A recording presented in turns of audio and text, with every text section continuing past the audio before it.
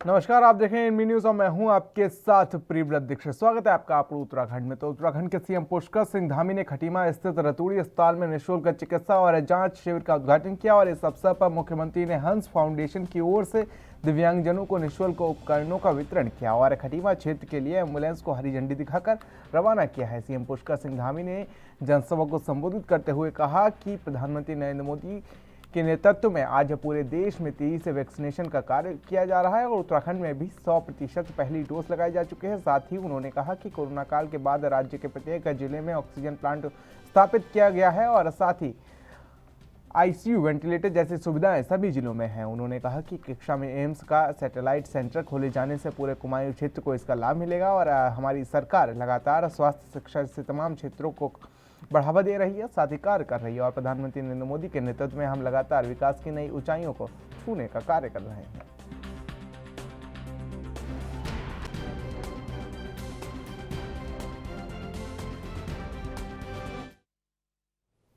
तो वहीं मुख्यमंत्री पुष्कर सिंह धामी ने खटीमा के सुरई में इको टूरिज्म जोन में जंगल सफारी का शुभारंभ किया है और इस दौरान उन्होंने जंगल सफारी भी की। सुरई इको टूरिज्म जोन प्रदेश का पहला ऐसा इको टूरिज्म जोन है जहां पर पर्यटक जंगल सफारी का लुत्फ उठा सकेंगे और मुख्यमंत्री ने कहा कि खटीमा और आसपास के क्षेत्र को पर्यटन मानचित्र में ऊंचा स्थान दिलाना इस योजना का मुख्य उद्देश्य है। जैव विविधता और वन्य जीवों की मौजूदगी वाले तराई पूर्वी वन प्रभाग को योजनाबद्ध तरीके से विकसित कर उसके सुरई वन क्षेत्र को इको टूरिज्म जोन के रूप में तब्दील किया जाएगा ताकि यहाँ के प्राकृतिक सौंदर्य का उपयोग स्थानीय लोगों को प्रत्यक्ष और अप्रत्यक्ष रोजगार मुहैया करवाने में किया जा सके।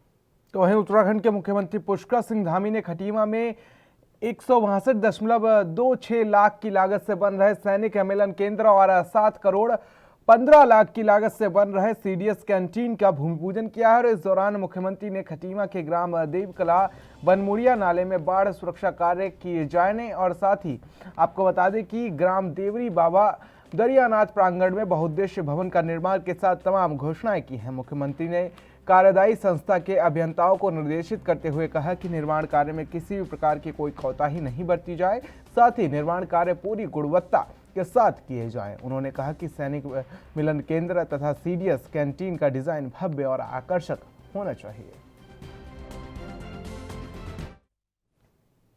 तो वहीं हल्द्वानी में प्रधानमंत्री नरेंद्र मोदी के दौरे को लेकर बीजेपी प्रदेश अध्यक्ष मदन कौशिक तैयारियों में लगे हुए हैं और उनका कहना है कि प्रधानमंत्री नरेंद्र मोदी का दौरा भव्य और दिव्य होगा। उन्होंने कहा कि प्रधानमंत्री के भाषण को सुनने के लिए मैदान में ऐतिहासिक भीड़ जुट रही है, जिसको लेकर बीजेपी कार्यकर्ताओं और जनता में भारी उत्साह है। उनका कहना है कि प्रधानमंत्री नरेंद्र मोदी का उत्तराखंड के प्रति अटूट लगाव रहा है और उत्तराखंड में डबल इंजन के बदौलत बहुत विकास हुआ है। प्रधानमंत्री जी का जो दुनिया के सबसे लोकप्रिय और भारत के प्रधानमंत्री उनका हल्द्वानी दौरा है। दौरा ऐतिहासिक होगा, भव्य होगा, दिव्य होगा। प्रधानमंत्री देवभूमि के प्रति जिनकी श्रद्धा है, देवभूमि के लोगों का प्रधानमंत्री के प्रति एक अटूट विश्वास है और पिछले 5 साल में प्रधानमंत्री जी के आशीर्वाद से देवभूमि में 1 लाख करोड़ से ज़्यादा के इंफ्रास्ट्रक्चर के कार्य हुए हैं, जो डबल इंजन का ही आशीर्वाद मैं कहूँगा। तो निश्चित रूप से कल का ये दौरा बहुत भव्य दिव्य रहेगा और उत्तराखंड राज्य के लिहाज से अगर मैं कहूँ एक बहुत बड़ी सौगात भी कल प्रधानमंत्री जी देंगे। बहुत सकारात्मक देखते हैं। पूरे कार्यकर्ताओं में तो जोश है ही है, जनता के अंदर भी बहुत बड़ा जोश है। मतलब ये सब लोग जो लगे हुए हैं, मुझे लगता है कि जनता आज इस मूड में है कि बगैर लगे हजारों की संख्या में लोग निकल के आएंगे। मतलब अपार खुशी है लोगों को आने में, पहली बार नैनीताल जनपद में आ रहे हैं, इसलिए हम हृदय खोल कर उनका स्वागत। किस प्रकार से सौगात मिलने वाली है? अब देखिए, कल सबको पता लगेगा सौगात क्या क्या मिलने वाली है, लेकिन मुझे पूरा भरोसा है कि 15-16 हज़ार करोड़ की सौगातें हमको मिल। भाई रैली इसलिए की जा रही कि उनका जबरदस्त। तो उत्तराखंड में चुनावी सरगर्मियां शुरू हो चुकी हैं और कांग्रेस पार्टी ने बीजेपी सरकार के खिलाफ मोर्चा भी खोल दिया है। आरक्षण श्रेणी की नौकरियों न होना और साथ ही सरकारी ठेका प्रथा पर दी गई नौकरियों में आरक्षण दिए जाने की मांग को लेकर पूर्व मंत्री यशपाल आर्य के नेतृत्व में कल मैंगलोर में आरक्षित वर्गों के साथ रैली निकालकर बीजेपी सरकार की नीतियों के खिलाफ विरोध प्रदर्शन किया जाएगा। और मैंगलोर विधायक और राष्ट्रीय कांग्रेस महासचिव कांग्रेस सचिव काजी निजामुद्दीन ने अपने आवास पर प्रेस वार्ता कर जानकारी दी है। उन्होंने कहा कि बीजेपी सरकार ने केवल जनता को ठगने का काम किया है, बेरोजगारी बढ़ती जा रही है और आरक्षित वर्गों के साथ भेदभाव किया जा रहा है, लेकिन बीजेपी सरकार के नीतियों का कांग्रेस पूरी तरीके से विरोध करेगी।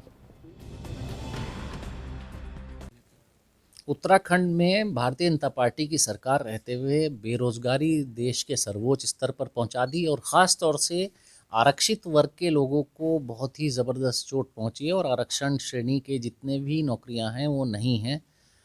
और जो सरकारी संस्थान हैं उसमें ठेका प्रथा पर या टेम्परेरी बेसिस पर नौकरी दी जा रही है जिसमें किसी प्रकार का कोई आरक्षण नहीं है। तो कल को आरक्षित वर्ग को नौकरी देने की मांग को लेकर यशपाल आर्य जी हमारे प्रदेश अध्यक्ष रहे हैं और पूर्व मंत्री उत्तराखंड सरकार वो यहाँ आ रहे हैं और उनके नेतृत्व में यहाँ हम लोग एक भारी तादाद में आरक्षित वर्ग के लोग इकट्ठे होंगे और सरकार से मांग करेंगे कि आरक्षित श्रेणी के लोगों को नौकरी दें।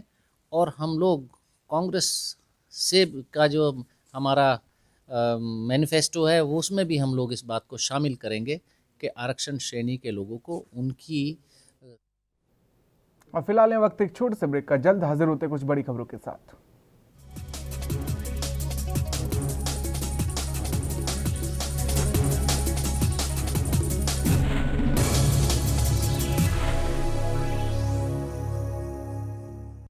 उत्तराखंड में बढ़ रहे पलायन और बेरोजगारी की समस्या से निजात पाने के लिए राज्य सरकार द्वारा पंडित दीनदयाल उपाध्याय गृह आवास होम स्टे योजना संचालित की जा रही है। योजना अंतर्गत पर्वतीय क्षेत्रों में अधिकतम 15 लाख और मैदानी क्षेत्रों में अधिकतम 7.5 लाख रुपए की सब्सिडी, साथ ही ब्याज में भी पहले 5 साल तक 1 से 1.5 लाख रुपए तक छूट दी जा रही है। योजना द्वारा 1 से 6 कमरों का नया मकान बनाने या पुराने मकान के नवीनीकरण पर भी राजकीय सहायता दी जाएगी। होम स्टे में रजिस्ट्रेशन कराने के बाद आप अपने घर को होम स्टे की तरह भी चला सकते हैं। होम स्टे योजना के फायदे 1000, देगी सब्सिडी सबको सरकार, अतिथियों का करें सत्कार, अब घर बैठे पाएं रोजगार। It's been lovely. It's like a second home. विस्तृत जानकारी के लिए अपने जिले के पर्यटन कार्यालय से संपर्क करें अथवा उत्तराखंड पर्यटन की वेबसाइट पर ऑनलाइन आवेदन करें।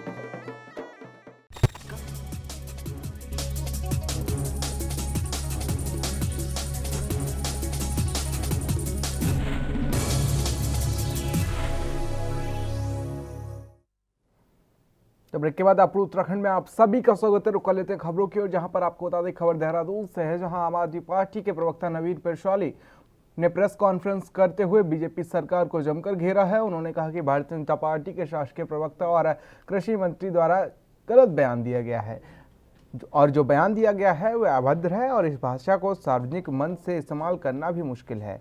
उन्होंने कहा कि यह बीजेपी नेता जनता के सामने किस तरह की अभद्र भाषा का इस्तेमाल कर रहे हैं। नवीन पेशाली ने कहा कि हम इसका विरोध उत्तराखंड के 70 विधानसभाओं में कर रहे हैं। उन्होंने आरोप लगाते हुए कहा कि सुबोध उनियाल दलबदलू नेता हैं, उन्हें जनता से माफी मांगनी चाहिए। और शासकीय प्रवक्ता सुबोध उनियाल जी ने कल उत्तराखंड की जनता के लिए अभद्र भाषा का प्रयोग किया है, जो कतई सुनने लायक नहीं है, जिसको सार्वजनिक मंचों से नहीं बोलना चाहिए। आम आदमी पार्टी इसकी कड़ी निंदा करती है और आज उनके उस बयान के विरोध में पूरे 70 विधानसभाओं में विरोध प्रदर्शन करती है। सुबोध उनियाल को माफ़ी मांगनी चाहिए। सुबोध उनियाल जैसे मंत्री को ये समझना चाहिए कि जो आप बड़ी बड़ी गाड़ियों में घूम रहे हैं, लंबी लंबी गाड़ियों में जो घूम रहे हैं, जो ड्राइवर आपको मिले हैं, जो कर्मचारी आपको मिले हैं, वो सब जनता के पैसे से हैं। आप करो तो सम्मान और अधिकार से आपका हक है, और जब जनता की बात हो तो ये मुफ्तखोरी या हरामखोरी ऐसे शब्दों का प्रयोग करने वाले मंत्री को शर्म आनी चाहिए। भारतीय जनता पार्टी को शर्म आनी चाहिए। ऐसे मंत्री को पद में रहने का कोई अधिकार नहीं है। ऐसे मंत्रियों के जो जहरीले सांप हैं, ऐसे भारतीय जनता पार्टी या कांग्रेस में जो नेता दल बदल अवसरवादी हैं और सत्ता का स्वाद भोगने वाले हैं, ऐसे मंत्रियों को, ऐसे विधायकों को जनता इस बार जरूर मजा चखाएगी और इसका जवाब जनता देगी। और तो वहीं पूर्व राज्य मंत्री राजेंद्र शाह के साथ मारपीट का मामला कोतवाली पहुंच चुका है और आपको बता दें कि चंद रोज पहले कांग्रेस भवन में कांग्रेस के कार्यकर्ताओं ने प्रदेश महामंत्री राजेंद्र शाह के साथ मारपीट की थी। तो वहीं आपको बता दें कि राजेंद्र शाह पर हाथ उठाने वाले कांग्रेस कार्यकर्ताओं का आरोप था कि वो हरीश रावत को गाली दे रहे थे। तो वहीं आपको बता दें कि अभद्र भाषा का प्रयोग किया गया था, जबकि राजेंद्र शाह का कहना है कि उन्होंने ऐसा कुछ नहीं किया। राजेंद्र शाह का आरोप है कि हरीश रावत के लिए अपशब्द का प्रयोग करने का आरोप लगाते हुए मारपीट शुरू कर दी गई थी और कांग्रेस के नेता इसे दुर्भाग्यपूर्ण और आपसी मामला बता रहे हैं।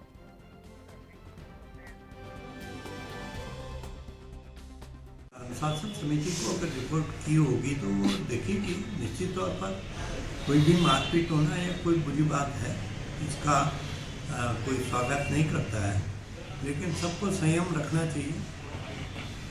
मैं पदाधिकारी हूँ, मुझे भी रखना चाहिए और कार्यकर्ताओं को भी रखना चाहिए। और संयम से ही परिवार है, परिवार के झगड़े आपस में निबट जाएंगे। कोई बड़ा वो नहीं है। निश्चित तौर पर संज्ञान लेकर के और इसको विचार करके इसको आपस में सुलझाया जाए। ठीक नहीं, देखिए ये इसलिए कि ये तमाम लोग जानते हैं कि जो लोग थे, किनके लोग हैं वो, किसने उनको भेजा है, क्यों वो यहाँ आए, क्या उनका मोटो था, क्या उद्देश्य था, ये तो वो खुद जानते हैं, सब लोग जानते हैं। इसमें कहने की कोई आवश्यकता। एफआईआर तो दर्ज कराई है, एफआईआर दर्ज हो चुकी है। अनुशासन समिति की तरफ से क्या कार्रवाई? देखिए मुख्यालय का मामला है, अध्यक्ष जी को स्वतः संज्ञान लेना चाहिए। अब अध्यक्ष जी ने पता नहीं संज्ञान लिया नहीं लिया, मुझे जानकारी नहीं है, लेकिन 4 दिनों में। तो वहीं उत्तराखंड में कैबिनेट मंत्री डॉक्टर हरक सिंह रावत आज हरिद्वार पहुंचे, जहां उन्होंने hydro electric employees union Uttarakhand के 22वें वार्षिक उत्सव में शिरकत की और इस अवसर पर हरक सिंह रावत ने बिजली कर्मचारियों की लंबे समय से चली आ रही मांगों के विषय में कहा। बिजली कर्मचारियों को 2 को छोड़कर सभी मांगे मान ली गई हैं और शेष 2 को भी जल्द पूरा किया जाएगा। साथ ही उन्होंने हरीश रावत पर एक बार फिर से जुबानी वार करते हुए कहा कि हरीश रावत की जुबान पर विश्वास नहीं किया जा सकता। हरीश रावत एक समय में एक ही विधानसभा सीट पर कई लोगों को टिकट बांट सकते हैं।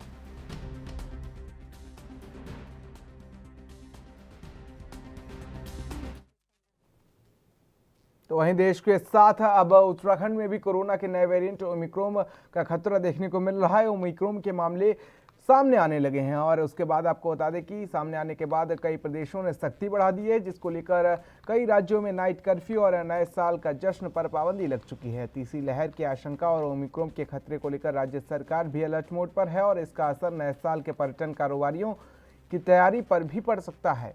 तो वहीं इसी कड़ी में उत्तराखंड में भी नए साल के लिए मसूरी, नैनीताल और हरिद्वार में होटल में कमरों और टैक्सियों की बुकिंग रद्द कर दी गई है। तो वहीं आपको बता दें कि नववर्ष आने में 2 दिन बचे हैं, जिसको लेकर उत्तराखंड सरकार काफ़ी सतर्क है। नए वेरिएंट के बढ़ते हुए खतरे और नववर्ष को देखते हुए मुस्तैदी से कोरोना की गाइडलाइन का पालन करवाया जा रहा है।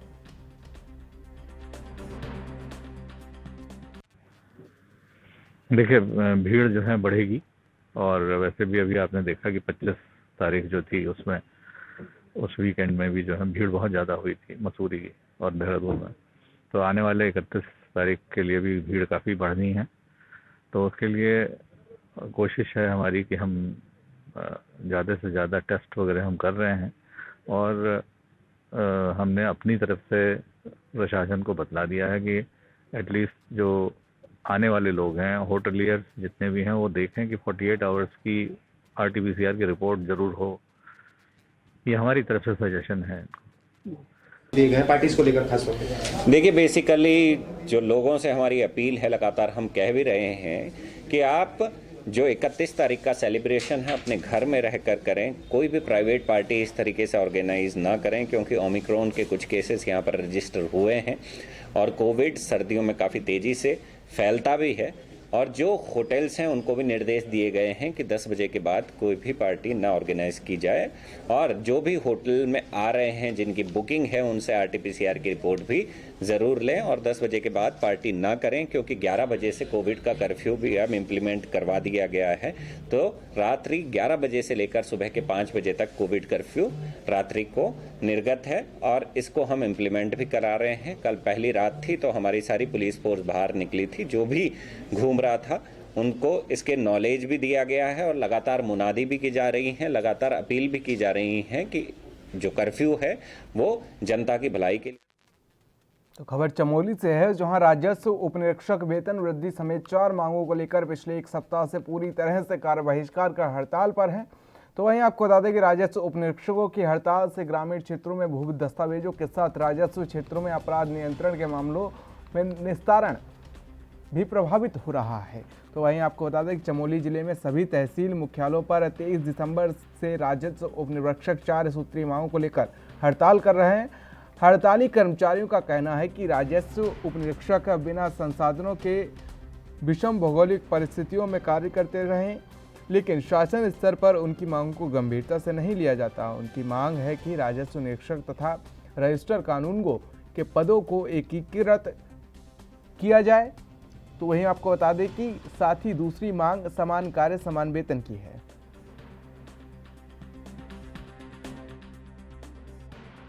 दिनांक 23/12/2021 से आंदोलन पे है। हमारे संघ की जो 4 सूत्रीय मांग है, पहले तो यह है कि जो हमारा एसके और आरके जो पद हैं उनका एकीकरण का विरोध है। दूसरा हमारा यह है कि हमारा समान कार्य के लिए समान वेतन। हम लोग पुलिस काम करते हैं, कठिन परिस्थिति में बिहार क्षेत्र है, लेकिन सरकार द्वारा हमको अभी तक इतने सालों से इस हम संसाधन की मांग कर रहे हैं, परंतु अभी तक सरकार ने हमारी नहीं सुनी है।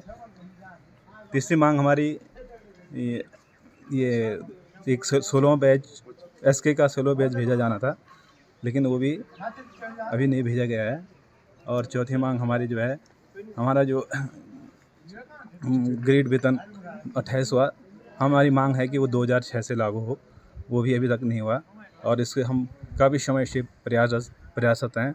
शासन प्रशासन से बात हुई है, लेकिन अभी तक हमको जो है केवल जो है गुमराह किया जा रहा है। आप लोगों का हमें ऐसी जो है अनिश्चितकालीन और हड़ताल जारी रहेगी हमारी।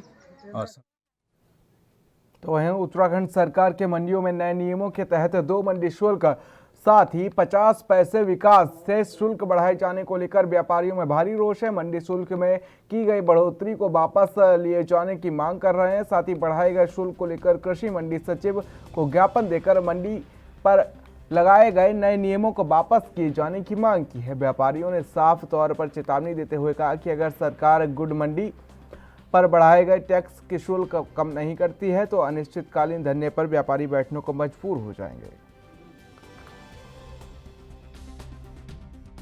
अब वास्तव में ये नया कानून आया है व्यापार मंडल, ये मंडी शुल्क, तो मंडी शुल्क अधिनियम कानून आया है, जिसके तहत हमारे ऊपर उन्होंने गुड़ पे 2% मंडी शुल्क और 0.5% सरचार्ज, कुल 2.5% लगा दिया।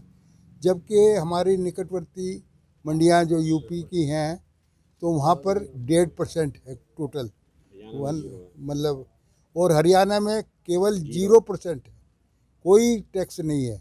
तो वहाँ से अब जो भी मंडियाँ मतलब हमारे से व्यापार करेंगी तो हमारा उनका लागत जो है बहुत ज़्यादा पड़ेगा। हम व्यापार, हमारे से कोई व्यापार करने में, व्यापार करने में हमको ऑर्डर लेने में समर्थ है, तो इसीलिए हमारा व्यापार चूँकि इफेक्ट होगा, तो हम अपनी मांग रख रहे हैं गवर्नमेंट के सामने कि हमारे लिए आप 1% मंडी शुल्क लगा दीजिए और हम व्यापार कर पाएंगे। हमारे पे इन्होंने 2% मंडी शुल्क और 50 पैसे विकास सेस लगाया है, और बराबर निकटवर्ती मुजफ्फर मंडी में 1.5% मंडी शुल्क है, और इसी कारण हम लोग व्यापार करने में असमर्थ हैं। एक्चुअली हमारी मंडी बिल्कुल कॉर्नर में पड़ती है, यहाँ से भाड़े भी ज़्यादा लगते हैं। हमारी एक डिमांड है कि इसको मंडी शुल्क को 1% कर दिया जाए ताकि हम सुचारू रूप से व्यापार कर सकें, और सरकार हमारी ये मांग लेती है तो ठीक है, नहीं तो हम कल से अनिश्चितकालीन हड़ताल पर जा रहे हैं। व्यापारी को जो दोबारा से ये APMC एक्ट जो लागू किया है यहाँ पे उत्तराखंड गवर्नमेंट ने भी, तो उससे पहले जो APLM एक्ट था उसमें मंडी शुल्क बाहर 0 था, लेकिन अंदर 1.5% कितना था, 2% था। अब चूंकि इनकी ये बात थी कि बाहर भी मंडी शुल्क होना चाहिए, तो दोबारा से वही मंडी एक्ट लागू हो गया जो 1971 का मंडी एक्ट है। उसमें 2.5% पहले से ही व्यवस्था थी, इन्होंने कई सालों तक 2.5% मंडी शुल्क दिया। अब इनका ये कहना है कि यूपी में 1.5% मंडी शुल्क हो गया, हमारे यहाँ 2.5% है, तो कहीं ना कहीं कंपटीशन में इनको दिक्कत आएगी, माल बेचने में दिक्कत आएगी, तो इनके द्वारा ज्ञापन तो खबर उत्तराखंड के बड़कोट से है, जहां राजस्व निरीक्षक और उप निरीक्षक के कर्मचारी अपने 5 सूत्री मांगों को लेकर अनिश्चितकालीन हड़ताल पर बैठे हैं। बड़कोट राजस्व निरीक्षक संघ के अध्यक्ष हेमंत सिंह असवाल ने बताया कि जब तक हमारी मांगे सरकार पूरी नहीं करती, हमें न्याय नहीं देगी, तब तक सभी राजस्व निरीक्षकों उप निरीक्षकों की कलमबंद हड़ताल जारी रहेगी। वहीं दूसरी ओर राजस्व निरीक्षक उप निरीक्षकों की कलमबंद हड़ताल से आम ग्रामीणों को राजस्व संबंधित सभी कार्य लंबित पड़े हैं और लोग दूर दराज के क्षेत्रों से तहसील मुख्यालय पर ग्रामीण पहुंचते हैं, लेकिन यहां पहुंचने पर उन्हें खाली हाथ लौटना पड़ता है और निराशा उनके हाथ लगती है। जो ये हड़ताल चल रही है, शासन प्रशासन को इस पर संज्ञान लेना चाहिए और इससे जो है एक तरफ जो आम जनता अपने कार्यों के लिए आवश्यक कार्यों के लिए तहसील में आती है और उनको खाली हाथ बहिरंग लौटना पड़ता है। गांव से लोग ग्रामीण अपने कार्य के लिए आते हैं, लेकिन उनका कार्य नहीं हो पा रहा है। इसलिए शासन प्रशासन को तत्काल ग्रामीणों की समस्या को देखते हुए और जो उक्त जो राजस्व उप निरीक्षकों की जो मांग चल रही है उसको जो है त्वरित कार्रवाई करते हुए, ताकि जो है आम जनता को इसमें समस्याएं न आए, जनता के काम भी समय से हों, कृपया संज्ञान लेने की कृपा करें। हमारी हड़ताल बनी हुई है और हमारे जो भ्रष्ट अधिकारी लोग और हमारा जो संगठन पृथक अलग अलग संगठन है, वो लोग हमारे साथ इकट्ठा होना चाह रहे हैं, जिससे हमारा उनका विरोध है कि जब उनका संगठन पहले से अलग है तो अलग अलग संगठन में रहें। दूसरा हमारी है कि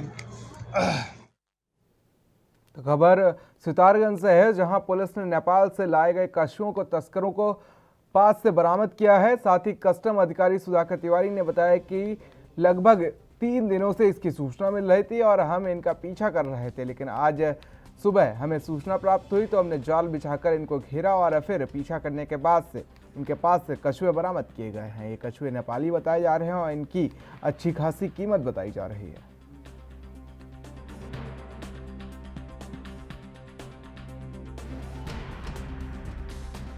सर, आपको कैसे शनाख्त हुई कि इस गाड़ी में या विदेशी जो है माल जा रहा है? ये हमारे सब इन्फॉर्मर होते हैं जो बताते रहते हैं जी जी कि मतलब जो इसमें क्या जा रहा है, क्या नहीं जा रहा, तो वो इन्फॉर्मर झाँक कर तो बताएगा नहीं। इन्फॉर्मर ने ये बताया कि इसमें जो है कुछ विदेशी सामान है जी, और विदेशी सामान के बेस पे हम लोगों ने इसको चेज किया और चेज करते करते यहाँ तक पहुँचे हैं। जब उसको देखा गया तो उसमें कछुआ पाया गया। तो सर ये जो लोग स्वयं बताएंगे, क्योंकि डे लाइट की घटना है। अगर बाई द वे के स्कूल के बच्चों की बस ना होती तो कितने बच्चे मरे होते या कितने आदमी मरे होते। ये तो गांव वालों ने भी हेल्प किया, हम लोग की गाड़ी पीछे लगी तो वो लोग जो है 4 आदमी थे, 2 तो इधर भाग गए, 2 आदमी उस साइड में भाग गए। तो वहीं पहाड़ों में एक बार फिर से मौसम ने करवट बदला है और ऊंचाई वाले स्थानों में जमकर बर्फबारी तो निचले स्थानों में जब बारिश हुई है। वहीं मौसम विभाग ने बुधवार को भी बारिश और बर्फबारी का आदेश जताया है। तो आपको बता दें कि 3 तस्वीरें आपकी टेलीविजन स्क्रीन पर चमोली से, थराली से और अल्मोड़ा से सामने आई है, जहां पर देख सकते हैं किस तरीके से बर्फ की चादर बिछी हुई है। थराली की बात करें तो श्वेत चादर में लिपटी हुई थराली नजर आ रही है, तो वहीं चमोली में भी यही तस्वीरें सामने आई हैं। तो वहीं आपको बता दें कि हिमक्रीड़ा स्थल औली, चोपता और बद्रीनाथ हेमकुंड साथ ही बेनीताल में जमकर बर्फबारी हुई है, जिससे नया साल मनाने आए पर्यटक जमकर बर्फबारी का मजा ले रहे हैं। वहीं पहाड़ी क्षेत्रों में पर्यटन को भी पंख लगने लगे हैं। 3 अलग अलग तस्वीरें आपकी टेलीविजन स्क्रीन पर। यहाँ पर अब पहली तस्वीर चमोली से सामने आई है, जहाँ पहाड़ों पर बर्फ की चादर ओढ़े ये चमोली नज़र आ रही है और चारों तरफ बर्फ ही बर्फ नज़र आ रहा है। वहीं बात की जाए थराली की तो देख सकते हैं घरों पर किस तरीके से बर्फ से लकदक ये घर नज़र आ रहे हैं। और इधर अगर अल्मोड़ा में भी मौसम का मिजाज बदला है, साथ ही मौसम का बदला हुआ मिजाज नज़र आ रहा है। आसमान में काले बादल छाए दिखाए हुए और उम्मीद जताई कि खुशक मौसम के चलते किसानों की खेती को इसका लाभ मिलेगा। तो ये तस्वीरें आपकी टेलीविज़न स्क्रीन पर आप देख सकते हैं किस तरीके से बिल्कुल श्वेत चादर में लिपटा हुआ उत्तराखंड के कुछ जिले नज़र आ रहे हैं, चमोली, थराली और अल्मोड़ा। तो अगली खबर उत्तराखंड के काशीपुर से है, जहां पर आपको बता दें कि स्थानीय पुलिस ने मानवता की नज़ीर पेश की है। और काशीपुर थाना क्षेत्र में लावारिस हालत में भटकते हुए एक युवक की शिनाख्त कर उसे सकुशल परिजनों को सौंप दिया गया है। तो वहीं आपको बता दें कि पुलिस की इस कार्यशैली को देखकर लोगों ने पुलिस प्रशासन की जमकर प्रशंसा की है। और साथ ही आपको बता दें कि एक 37 वर्षीय युवक लावारिस हालत में काशीपुर पुलिस को भटकता हुआ मिला था, जो मानसिक रूप से कमजोर प्रेरित हो रहा था, जिसके बाद उसको प्रतापपुर पुलिस चौकी लाया गया, जहां उसका सेवा सत्कार कर सकुशल परिजनों को सौंप दिया गया।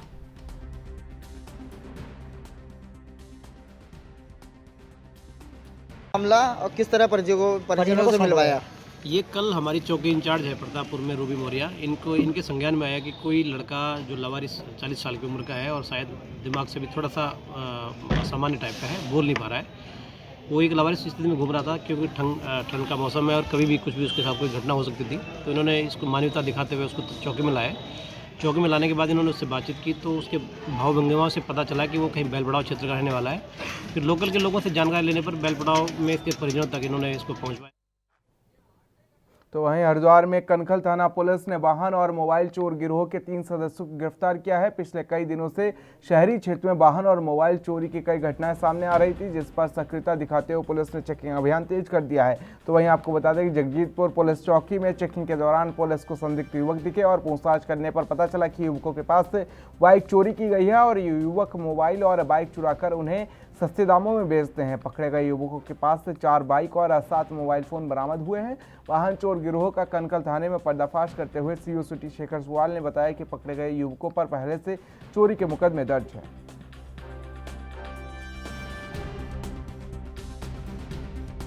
कल रात चेकिंग के दौरान इनको एक बिना नंबर की बाइक में 3 लड़के बैठे हुए दिखे, जो पुलिस चेक पोस्ट में पुलिस को चेक करते हुए देखने पर शक पकाए और भागे। तो पुलिस ने उनका पीछा किया, पकड़ा तो पता लगा कि उनके पास जो ये बाइक है ये चोरी की है, जो ज्वालापुर थाने से पिछले 2-3 दिनों पहले चोरी हुई थी। और साथ ही इनके पास करीब 7 मोबाइल भी बरामद हुए हैं। उनमें से एक मोबाइल यहीं थाना कनखल में 3 दिन पहले दिखाई गई एक रिपोर्ट का है और बाकी जो 6 मोबाइल हैं सारे के सारे स्मार्टफोन हैं। तो उनके बारे में अभी इनसे पूछताछ की जाएगी। उनमें जो आगे हमको अपनी साइबर सेल से मदद लेनी है वो होगी। और अच्छी बात ये है, आपको बताने में हमको अच्छा लग रहा है कि ये जो 3 लड़के हमने इसमें पकड़े हैं, ये तीनों पर ऑलरेडी 5-5, 6-6 मुकदमे कनखल और जनपद देहरा हरिद्वार के अन्य थानों में भी दर्ज हैं। तो मैं समझता हूँ कनखल थाने ने एक बहुत बढ़िया काम किया और ये 3 लोग अगर हम इनको। तो खबरों फिलहाल इतना ही। देश और दुनिया के अहम खबरों के लिए बने रहिए NB न्यूज़ के साथ। नमस्कार।